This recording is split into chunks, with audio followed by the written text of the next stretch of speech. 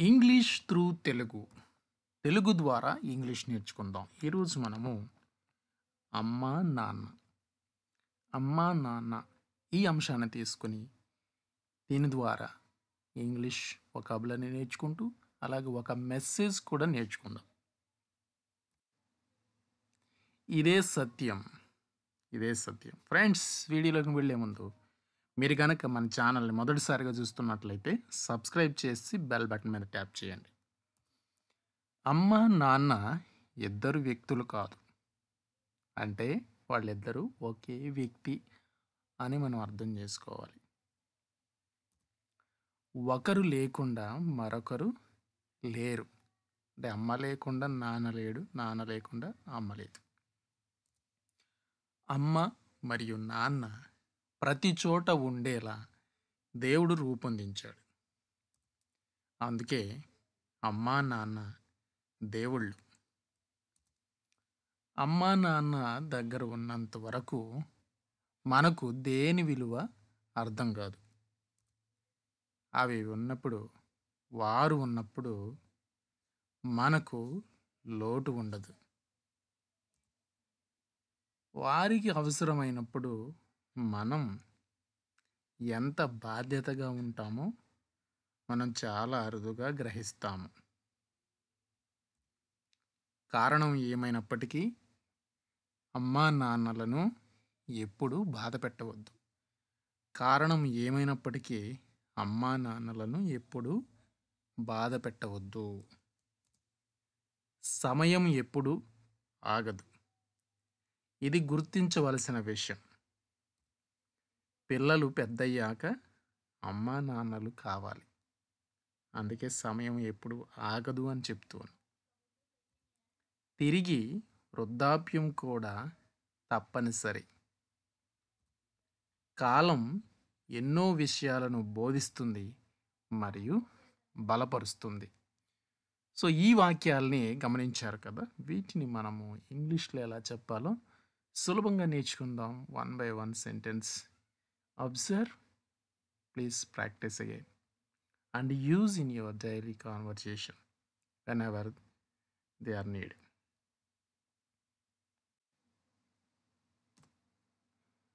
Mother and father are not two people. Without one, there is no other. God designed mom and dad to be everywhere. That's why mom and dad are gods.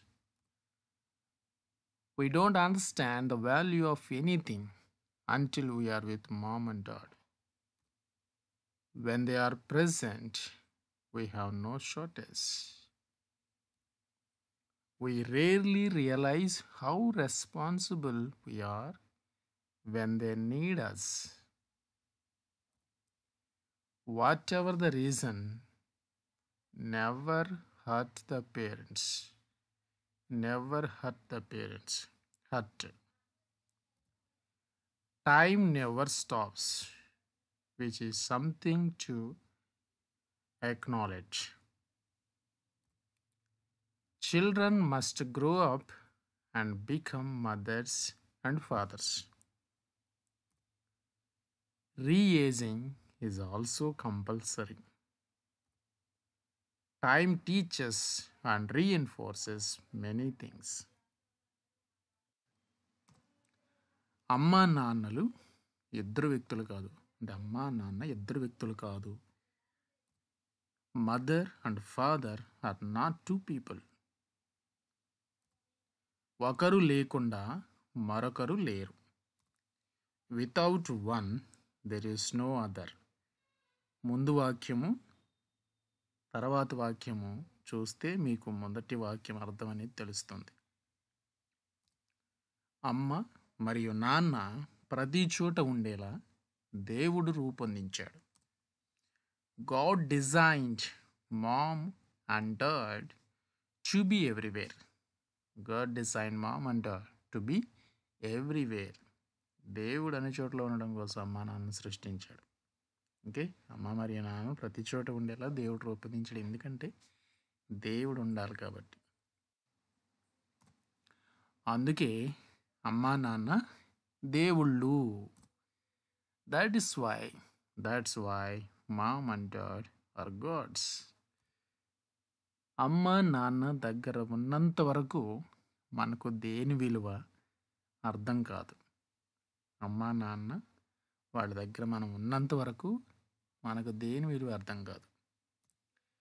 We don't understand the value of anything until we are with mom and dad. వారు ఉన్నప్పుడు మనకు లోటు ఉండదు. When they are present, we have no shortage. We have no shortage. వారికి అవసరమైనప్పుడు అంటే అమ్మా నాన్నకు అవసరమైనప్పుడు మనం ఎంత బాధ్యతగా ఉంటామో మనం చాలా అరుదుగా గ్రహిస్తాం. We rarely realize how responsible we are when they need us. కారణం ఏమైనప్పటికీ అమ్మా నాన్నలను ఎప్పుడూ బాధ పెట్టవద్దు. Whatever the reason, never hurt the parents. Whatever the reason, never hurt the parents. సమయం ఎప్పుడూ ఆగదు. ఇది గుర్తించవలసిన విషయం. Time never stops, which is something to acknowledge. Acknowledge అంటే గుర్తుపెట్టుకోవాల్సిన విషయం. పిల్లలు పెద్దయ్యాక అమ్మా నాన్న కావాలి. పిల్లలు పెద్దయ్యాక అంటే అమ్మా నాన్న కావాలంటే వారు అమ్మా నాన్నలుగా మారాలి, అవుతారు అని. Children must grow up and become mothers and fathers. Children must grow up and become mothers and fathers. తిరిగి వృద్ధాప్యం కూడా తప్పనిసరి. అంటే పిల్లలు ఎప్పుడు కూడా పిల్లలుగా ఉండరు, పెద్దవాళ్ళు అవుతారు, తల్లిదండ్రులు అవుతారు, వృద్ధులు అవుతారు. Reaging is also compulsory. Reaging, వృద్ధాప్యం కంపల్సరీ.